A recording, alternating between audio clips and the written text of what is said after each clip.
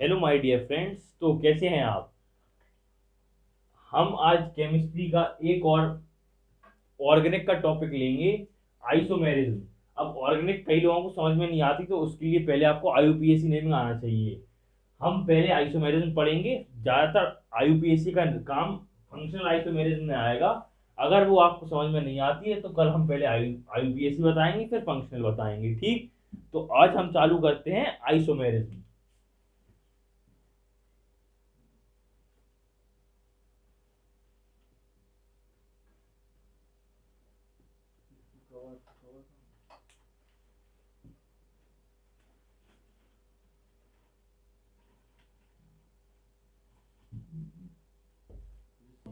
तो पहला सवाल आपके दिमाग में आता होगा, व्हाट इज आइसोमेरिज्म। आइसोमेरिज्म क्या है। तो आइसोमेरिज्म क्या है? इट इज द फिनोमिना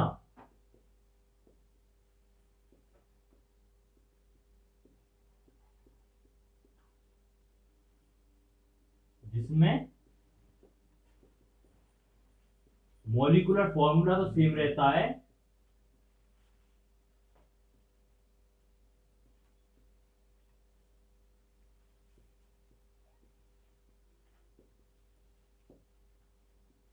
पर जो स्ट्रक्चर है एंड ऑल्सो दी प्रॉपर्टीज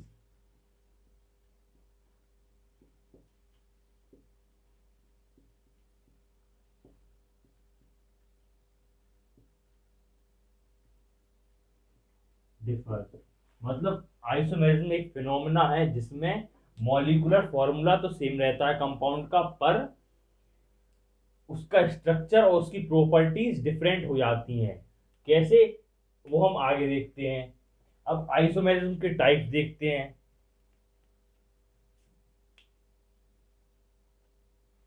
पहले इसको रब कर लेते हैं। तो हम देखते हैं अब टाइप्स ऑफ आइसोमेरिज्म। तो आइसोमेरिज्म के मेनली टू टाइप्स होते हैं।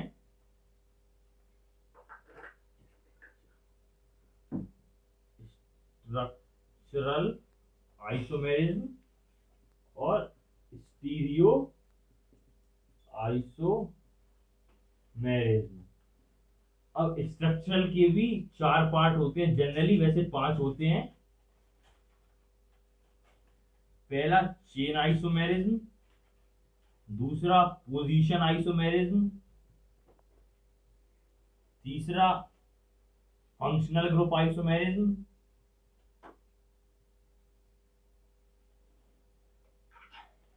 चौथा मेटामेरिज्म,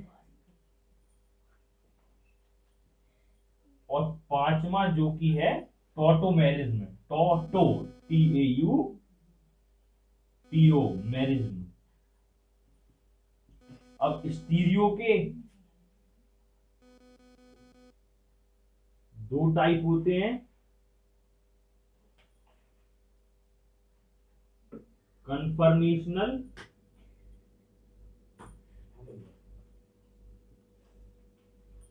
और कन्फिगरेशनल।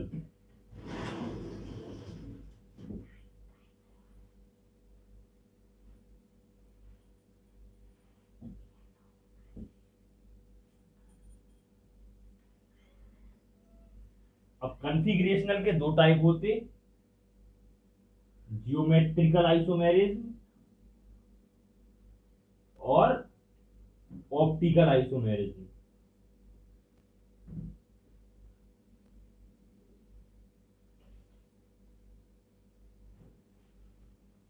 तो पहले हम देखेंगे स्ट्रक्चरल आइसोमेरिज्म, फिर बाद में आएगी स्टीरियो आइसोमेरिज्म।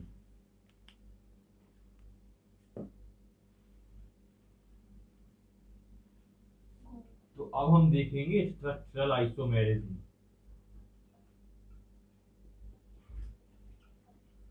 स्ट्रक्चरल आइसोमेरिज्म होता क्या है? जिसके स्ट्रक्चर में चेंज आ जाए पर मॉलिक्यूलर फॉर्मूला सेम रहे। अब इसमें पहला आता है चेन आइसोमेरिज्म।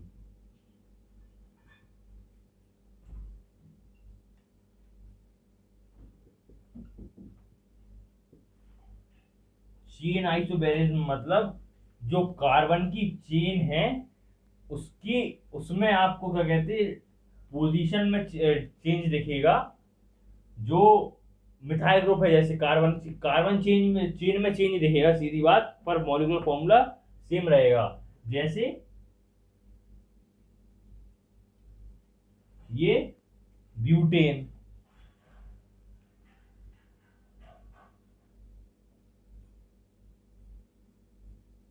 एक हमने इधर लगा दिया तो ये क्या हो गया,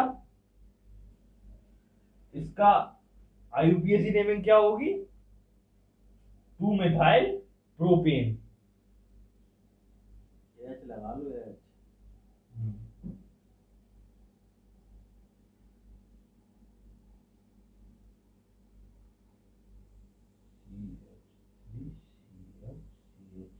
और ये CH3 ये मिथाइल ग्रुप है, CH3 CH3 CH2 तो ये है एन ब्यूटेन। तो इसमें क्या हुआ, कार्बन की चेन में चेंजिंग आई, तो ये चेन आइसोमर्स हैं। इनका फॉर्मूला देखेंगे,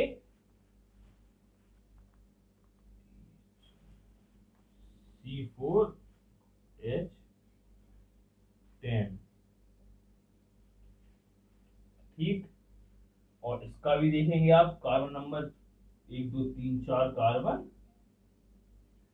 3 3 6 7 8 9 10 H10। तो इनका जो मॉलिक्यूलर फॉर्मूला है वो सेम है, पर जो चेन है वो कार्बन की उसमें डिफरेंस आया, इसलिए इसको हम कहेंगे चेन आइसोमेरिज्म।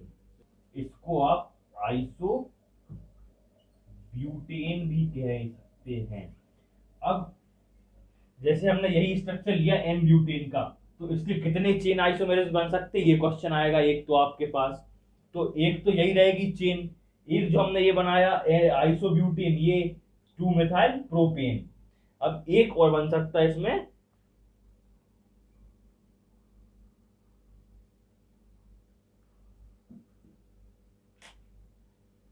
इसमें 2 ही बनेंगे।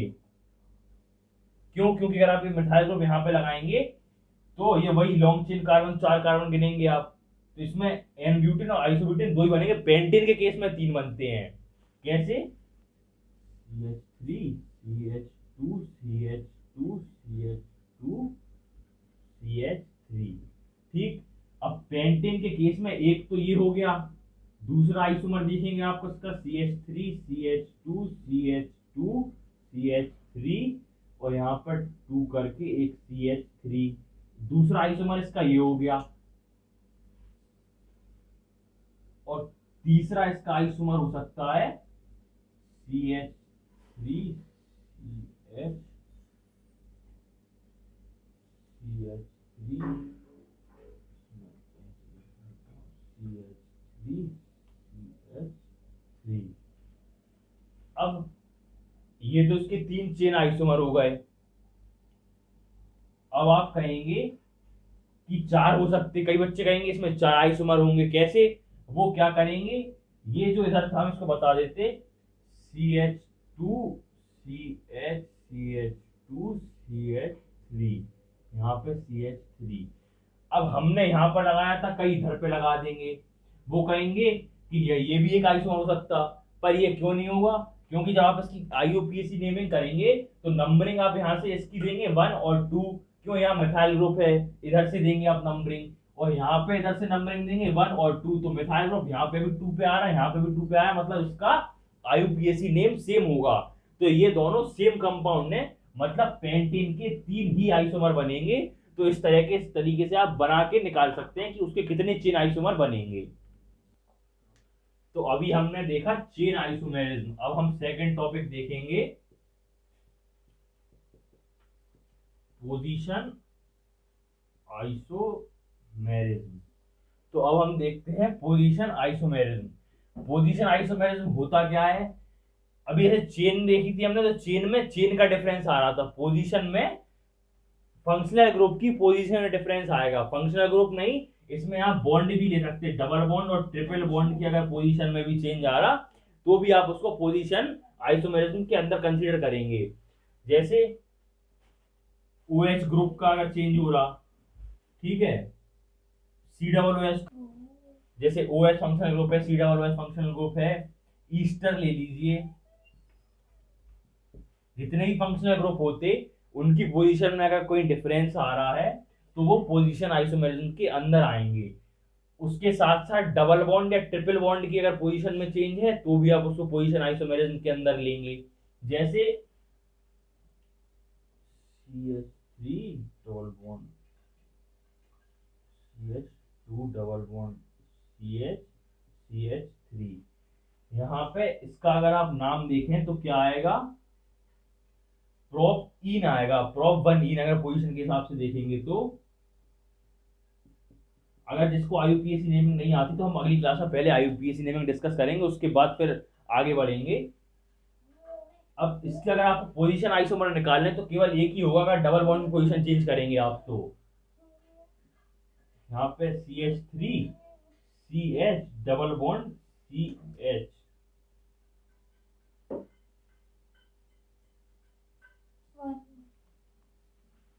CH2। अब आप कहेंगे इसके क्या है, दो पोजीशन आइसोमेरिज्म बन गए, पर हम कहेंगे इसके पोजीशन आइसोमेरिज्म नहीं बने। क्यों? अगर आप इसकी काउंटिंग चालू करेंगे तो यहाँ 1 से डबल बॉन्ड आ रहा है, यहाँ से अगर आप काउंटिंग चालू करेंगे तो जहां से डबल बॉन्ड है वहां से प्रेफरेंस देते हैं हम काउंटिंग में, तो यहाँ से डबल बॉन्ड आ रहा, तो मतलब प्रोपीन के पोजीशन आइसोमेरिज्म नहीं बनेंगे। अब अगर हम आगे देखें,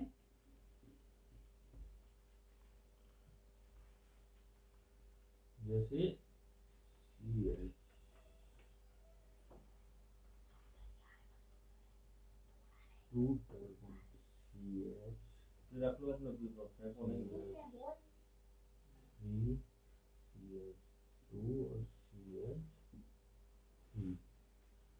अब इसको अगर आप देखेंगे तो ये है ब्यूट 1 इन,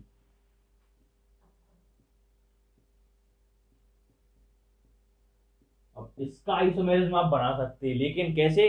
अगर आप इसको कहेंगे इधर लगा दे तो भी नंबरिंग सेम हो जाएगी, तो इसको आप यहां पर लगा सकते हैं तो इसका पोजीशन आइसोमेरिज्म चेंज बन जाएगा। CH3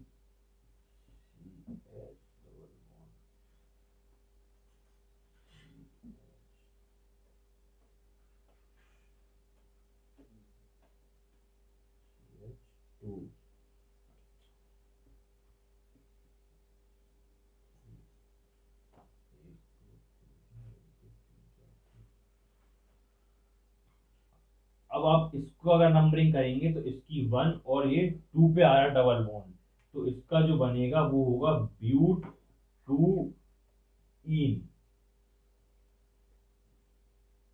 ठीक। इसका जब बनेगा तो इसकी नंबरिंग आएगी ब्यूट 2 इन, तो ये पोजीशन आइसोमेरिज्म है। क्यों? क्योंकि डबल बॉन्ड की यहाँ पर पोजीशन चेंज हो रही, तो ये पोजीशन आइसोमेरिज्म है। अब जैसे आप ब्यूटेन के केस में अगर OH ग्रुप लगा लीजिए, एक एग्जांपल और देख लेते, CH3 CH2 CH2 CH3, ये है सिंपल ब्यूटेन, ठीक। यहाँ पे अगर आप OH ग्रुप लगा दें तो इसकी IUPAC नेमिंग क्या हो जाएगी, ब्यूटेन ऑल या फिर ब्यूटेन 1 ऑल, ठीक। अब अगर आप इसकी पोजीशन चेंज करें,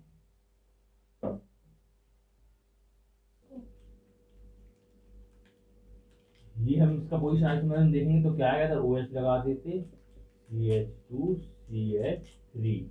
अब इसका अगर आप नाम देखेंगे तो इसका नाम क्या आएगा, ब्यूट इन 2 ऑल। कई लोग कहेंगे इसका नाम आएगा ब्यूट 2 ऑल, पर ब्यूट 2 ऑल नहीं होता IUPAC नेमिंग के हिसाब से, वो चीज गलत है। क्यों? जब भी आप IUPAC नेमिंग करते हैं तो पहले लिखते कितनी कार्बन चेन है उसका प्रीफिक्स लगाते, उसके बाद सिंगल बॉन्ड है, डबल बॉन्ड है, ट्रिपल बॉन्ड है, उसका नाम लगाते आप, एन इन आइन। फिर उसके बाद अगर फंक्शनल ग्रुप है या कोई ग्रुप है तो एडिशनल है तो उसकी पोजीशन के साथ उसकी जो सफिक्स में नाम आता वो लगाते आप, तो उस हिसाब से इसका नाम होगा ब्यूटेन 2 ऑल। तो ये दो एक पोजीशन आइसोमेरिज्म है। आपको IUPAC नेमिंग क्लियर नहीं होगी हम अगली क्लास में पहले आईयूपीएसी नेमिंग डिस्कस करेंगे। आगे थर्ड जो पार्ट है इसका वो है फंक्शनल आइसोमेरिज्म। उसमें आपको आईयूपीएसी नेमिंग आनी चाहिए। अब अगर आपको आईयूपीएसी नेमिंग नहीं आती तो उसके लिए हम पहले अगली क्लास में आईयूपीएसी नेमिंग डिस्कस करेंगे, फिर फंक्शनल आइसोमेरिज्म पढ़ाएंगे और आगे बढ़ेंगे। तो आज की क्लास में हम इतना ही रखते हैं, पहले हम आपको आईयूपीएसी नेमिंग बताएंगे। ठीक।